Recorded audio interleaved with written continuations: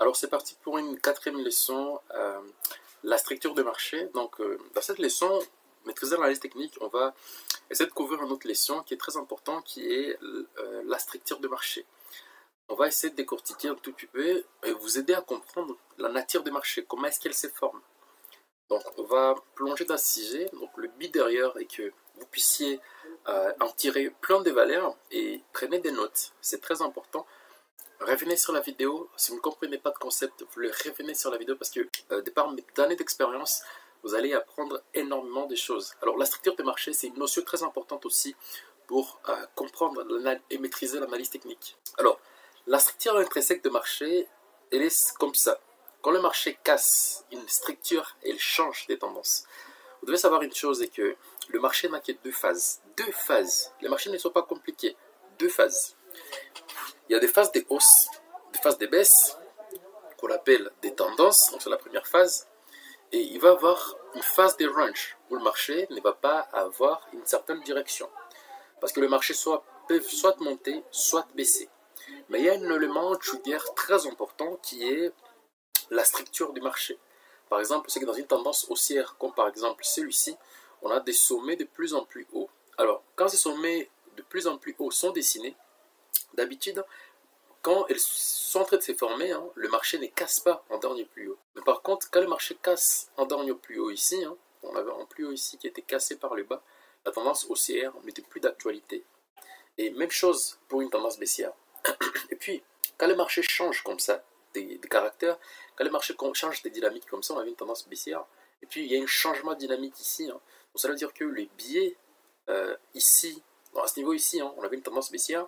Parce qu'on sait que si le marché n'est pas baissier, il va être en range. Et s'il n'est pas en range, il va être haussier. Donc, c'est une affaire de cycle, une affaire de succession. On a une tendance baissière. Et on se dit, bah tiens, après cette tendance baissière, il va y avoir une tendance haussière. C'est sûr. Et quand il y a une cassure des structures comme ça, une petite zone, une petite dernière creux de marché, on change des dynamiques.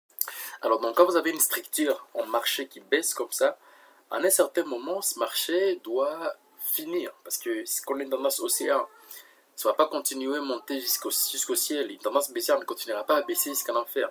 À un certain moment, le marché va se retourner. Et comprendre la structure du marché, ça va te positionner et de saisir les meilleures impulsions dans une tendance. Quand il y a une tendance qui est baissière, qui est bien dessinée, une tendance baissière, et que tu vois qu'on casse une dernière plus bas, après, avec une impulsion forte, parce que la tendance, elle se renverse, et on a beaucoup plus de chances d'avoir des poussées beaucoup plus loin.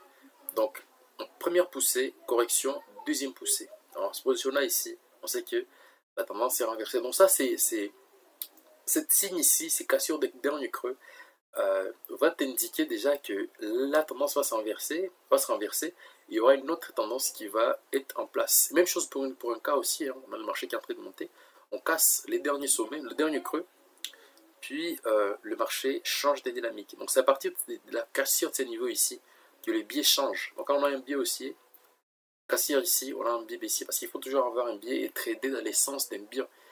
Et la structure du marché te permet de savoir dans quel sens tu vas trader dans la tendance haussière. Alors, un autre point sur la structure de marché. Donc, le marché est une fractale. Une fractale, c'est une structure qui, on retrouve la même structure dans des petits degrés. Donc, on a une structure comme par exemple ça, on a le marché, ça c'est un marché, ça peut être l'euro-dollar, ça peut être l'S&P 500, ça peut être le Bitcoin, ou n'importe quel actif en daily, si on est en daily. Quand on regarde en H4, on a exactement cette même structure. On a une montée, une correction, une montée, une correction, une montée. On a cette structure en petit degré. On a un petit degré ici. On a cette même structure en petit degré dans toutes les impulsions. Donc d'ailleurs, c'est Ralph Nelson Elliott qui a mis au point une théorie qui disait que quand le marché monte, donc les marchés tendent et s'inversent de façon cyclique en dessinant des modèles qui peuvent être reconnaissables. Et il a nommé cette approche la théorie des vagues d'Elliott, ou Elliott Wave Principle ou Elliott Wave Principle. C'est écrit dans un bouquin qu'on appelle Le principe des vagues d'Elliott. Vous pouvez trouver ça chez Elliott Wave International. Voilà, il décortique ça, ils entrent en profondeur. Mais le principe des bases, il est ici. Donc quand le marché tend, quand le marché monte, ils vont monter, ils vont former 5 impulsions à l'intérieur. Dans la tendance haussière, il y a 5 impulsions. La première, la deuxième, la troisième. Puis il y a des corrections, donc des contre-tendances dans la première et la deuxième. Bon, et puis on peut voir cette structure qui est en 5 vagues, hein, la vague 1, la vague 2, la vague 3, la vague 4, la vague 5, à un petit degré. C'est ce que j'appelle la fractalité des marchés. Donc ici, on a une petite forme en 5 vagues, et d'ailleurs on voit une divergence par la suite à la fin. Hein. Correction, on voit une nouvelle tendance, etc., etc. Donc on a la même structure, mais à des degrés inférieurs, on a exactement la même structure. C'est ce qu'on appelle l'approche fractale. Alors il est possible de connaître la force d'une tendance grâce aux indicateurs de momentum. J'en ai parlé et j'en reparle encore. On a par exemple le RSI, le MACD, les stochastiques, les CCI, etc. comme indicateurs. Tous les indicateurs de momentum peuvent permettre de comprendre la force et la fin d'une tendance. Une divergence indique la faiblesse de la tendance. Quand tu commences à avoir de divergence dans une tendance haussière, par exemple, ça veut dire que la tendance n'a plus de force, n'a plus de puissance. Alors ça ne sert à rien de trader les impulsions. Parce qu'on trade les impulsions. On attend la correction qui s'est formée, puis on trade les impulsions. Donc c'est ça la façon de voir les choses. C'est un trader discrétionnaire des qualités. Qui va prendre des trades des qualités, trader l'espace. Alors, que regardez-vous? Ça c'est une question que je vous pose. Que regardez-vous? On va dire, ce que vous regardez là, c'est en actif financier. Ça peut être le Bitcoin, l'Ethereum, ça peut être tout actif financier. Et que regardez-vous sur ces graphes? Donc quand vous positionnez devant votre graphe, vous allez regarder une structure qui ressemble à celui-là. Bon, vous avez des hausses et des baisses, des hausses et des baisses, des hausses et des baisses. Mais je vais faire à ce que, dans cette notion des structures de marché, que vous puissiez, on puisse démystifier tout ça. Donc, quand vous êtes devant un graphe, vous allez avoir des structures comme ça. Par contre, ces structures, quand on fait ça, des gros mouvements de marché après une correction et une pause. Donc ça, c'est la vraie réponse. Je vois voilà. On a des impulsions, on a des corrections, des impulsions et des corrections. La tendance inverse, des impulsions, des corrections, c'est comme ça que les marchés fonctionnent. Donc c'est comme un cours d'eau, il y a des impulsions, des corrections, il faut toujours suivre les flux. Parfois le flux peut s'inverser, il faut toujours continuer à suivre le flux inversé. Je vois le marché comme une personne qui est sur vélo, donc avec des accélérations et des pauses. Il va faire une accélération, il va faire une pause, accélération, pause, tendance inverse, il change d'essence, en accélération, pause ou impulsion, correction, impulsion, correction. Donc c'est très basique. Alors, ces corrections de marché, les corrections de marché, souvent, ils vont être matérialisées sous forme de figures chartistes. On verra ça dans la leçon numéro 5. Pour approfondir beaucoup plus votre œil d'analyste technique. Ça va être par exemple des biseaux, des fanions, des drapeaux, des triangles. Donc tout ça c'est dans une correction. Et puis il y a une impulsion qui va se former qui va être beaucoup plus compréhensif avec à l'intérieur 5 vagues qui vont se former dans chaque impulsion. Et on va passer au cas pratique pour vous montrer tout ça. Parce que théorie sans pratique ça ne sert à rien. Les gens ont tendance à appliquer les choses pratiques. D'ailleurs, après avoir montré des cas d'école, vous allez vous aussi aller sur des marchés et essayer de regarder tout ce qu'on vous a appris, tout ce que vous avez noté et les appliquer directement sur le marché. Vous entraînez, et vous allez aiguiser votre œil d'analyste et ça va être beaucoup plus facile à trouver pour vous. Alors, voici maintenant la partie pratique de la structure des marchés. Donc, après cette leçon, vous allez comprendre que les marchés n'ont pas de secret et que la façon d'évoluer, la façon évolutive des marchés, elle peut être prédictible, elle est logique et grâce à des modèles, on peut arriver à une compréhension approfondie de la structure globale. On peut arriver à savoir quand est-ce qu'il y a des moments chauds, quand est-ce qu'il y a le moment de range, quand est-ce qu'il y a le moment d'être à côté du marché, quand c'est le moment d'entrer massivement dans le marché. Alors ici, qu'est-ce qu'on peut regarder Donc, voilà, on est vers décembre 2024.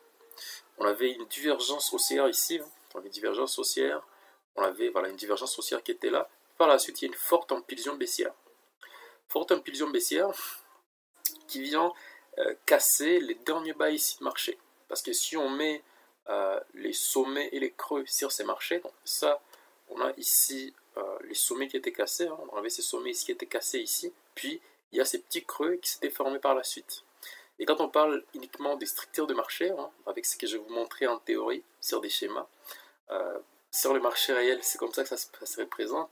Donc on a un dernier creux de marché ici, parce qu'après un sommet c'est un creux. On a un dernier creux de marché qui est ici, qui a été cassé par cette impulsion baissière, soit la phase 2.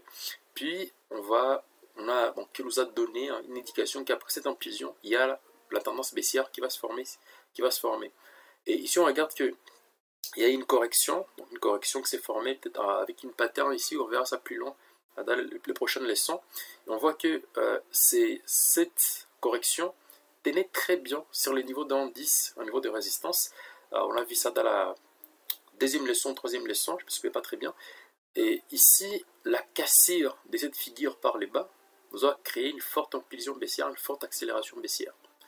Donc ici, encore une fois, une forte correction. Puis à la fin de cette correction, bon, à la fin de cette figure, on appelle ça un triangle d'élargissement. On verra ça dans la leçon numéro 5 peut-être. Il y a une forte baisse en impulsion ici. Donc c'est toujours comme ça. Là, il y a une figure de retournement. On le voit ici. Hein. Après, voilà, il y a une réaction ici sur les points pivots en mensuel. On a ici cassure par les hauts de ma correction. Il y a une forte impulsion haussière. Donc il y a de petites fortes impulsions haussières. Ici, il y a une correction, impulsion. Okay. Là, on a la même chose. On a des sommets. Hein, des sommets. On a ces sommets ici qu'on a cassés. Donc ça veut dire que si on regarde cette petite tendance qui s'est formée ici, hein, on a ici, donc comment on fait? On a ces sommets ici. Okay. On a ces sommets ici qui a été cassé juste sur ces seuils ici, nous formant un autre sommet. Puis par la suite, il y a la cassure de ces sommets qui forment un autre sommet et ces derniers sommets ici. Donc ça veut dire qu'en termes de creux, on a ça comme dernier creux. Et on regarde bien structure de marché, ce que je vous disais. Donc c'est la même chose, mais dans la pratique, il faut ouvrir un peu les yeux pour voir tout ça de façon claire. Et ça se fait avec l'expérience. Donc essayez d'appliquer tous les jours, tout le temps. Et vous allez vous rendre compte que ça va venir. Donc on a ici, cassure de cette dernière creux ici. On se disait, bah tiens, avec des divergences qu'on voit juste ici, hein, on a des petites divergences, même si elles sont petites. On a des petites divergences sur ces seuils, hein, des petites divergences, qui nous dit que voilà, là, on est dans la phase 4 et il faut d'abord chercher une autre tendance ou réanalyser encore le marché, car sur la structure, on voit une correction ici, puis d'autres impulsions. On peut regarder encore ici hein, que on avait une figure, on verra ça plus loin, on avait une figure à des sommets qui a cassé par les bas, impulsion baissière, il y a une correction parfois, bon, il y a une correction ici, impulsion baissière, et puis voilà, on a une autre pattern ici, cassure de ces patterns, impulsion haussière, et ici, double sommet encore une fois, cassure par les bas, impulsion baissière. Ici, même chose, là, même chose, la même chose. Donc c'est toujours comme ça que le marché évolue. Donc c'est ça la structure des marchés. On a vu un exemple assez long. Donc tout ça c'est le marché. Et ça continue ici jusqu'à la fin. Donc analyser le marché de façon globale, essayer de regarder ce qui se passe, essayer de regarder ce qui se forme. En fait c'est ça la structure des marchés. Donc il y a toujours à l'intérieur d'une tendance baissière des impulsions de correction, impulsion, correction, impulsion, correction, impulsion, correction. Jusqu'à ce que la tendance s'inverse, etc., etc. Donc, impulsion, correction, impulsion, correction, impulsion, correction, impulsion, correction, impulsion, jusqu'à ce que la tendance arrive à se renverser. Je crois que c'est quelque chose avec la structure de marché t'aurait plu et te permettra encore d'ajouter notre bagage sur tout ce que tu as appris, par exemple dans la leçon numéro 1, 2 et 3. Alors, si nous faisons tout ça, c'est pour que... Alors, je vais vous demander un service. Donc, vous allez juste laisser un pouce bleu sur cette vidéo. D'ailleurs, si la vidéo est de qualité, si la vidéo vous a plu, n'oubliez pas de laisser un pouce bleu, ça fait plaisir. Et ça permet à l'algorithme YouTube de savoir que nous faisons une vidéo de qualité. Et par ça, il y a les liens en description. C'est un lien vers mon canal Telegram dans lequel, de façon journalière, je vais te partager mes trades, des conseils et des podcasts chaque semaine pour te permettre de devenir un day trader profitable. Moi, je te dis à bientôt et à la prochaine vidéo. Ciao!